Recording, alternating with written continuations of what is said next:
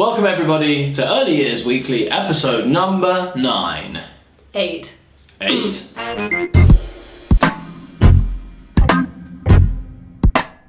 Hello and welcome to episode number 8 of Early Years Weekly. This week we've just got 2 stories, but they're 2 pretty big ones. Yeah, so I think if we start with the Sun article that came out this week, that lots of people are talking about, it quotes government sources that there is insight that perhaps our government could follow Labour's pledge to extend the 30 hours funding to working parents of all 2-year-olds.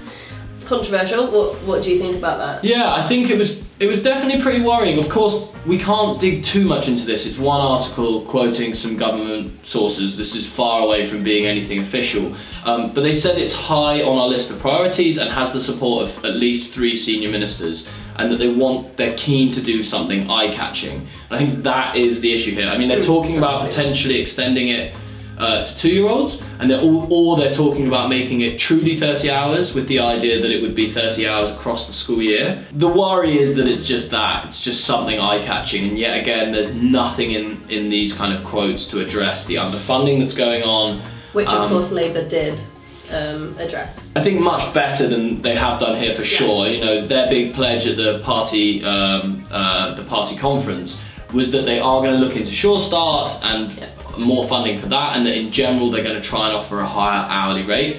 As Neil H said, it kind of beggars belief that they would consider extending without addressing the 662 million that we're missing out on. Yeah, and I think again it's just a lack of respect for the early years, and it's just used as a these claims are just used as a tool to get votes, and they're not. What they're offering is empty without addressing the problems that are currently in the early years sector, I think.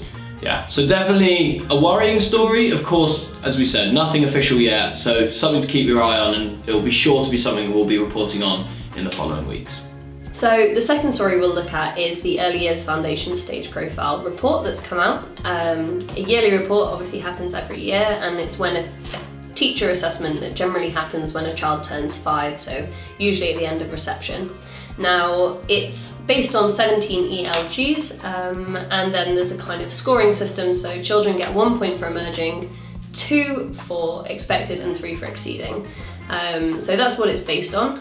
We had a little look at the results. Yeah, I'd say there's 3 main things to take out of this. The first one is that the level of children that are achieving a good level of development has gone up. It's gone up by 0.3 percentage points on 2018. The gap between boys and girls is closing. I think it's down by 0.6 points on those achieving the good level, and down by 0.7 on those achieving the expected level. So that's really good news to see. Yeah, and it's just nice to have some positive results. Absolutely. I presume what you were going to talk about next is the less positive result of the inequality actually widening again. Yeah, so the inequality gap in these results is the difference between the average of all children and the average of those in the bottom 20%. And sadly that has widened from 31.8% up to 32.4%. Definitely worrying to see that, and we don't want to see that stalling. The NDNA have said that this could be down to the decrease of 2-year-olds from disadvantaged backgrounds that are actually accessing early years care, which, as we know, has something to do with the underfunding that's happening relating to the 30 hours, and an increase of closures in the more deprived areas that have happened as a result. So I think, again, comes back full circle to the 30 hours issue. Yeah. I think also it's important, though, to congratulate, because there's clearly some amazing work being done, and all the high quality provision that is out there and that you're delivering. So also really well done on that. But of course the inequality and what is causing that is super important now to address and improve. That's it for this week. We've got a really exciting piece out tomorrow, or I guess today or yesterday, depending on when you're watching this, from our friend Sue Cowley, all about mark making in the early years and those really important early writing skills that you're developing. She's got a best-selling book on the subject, so she really knows her stuff. It's a great read, and make sure to check that out. I'll put it in the description below once it's live. Yeah, and as ever, please remember to like and subscribe to the channel. We're building a nice community around this on YouTube, so please get involved.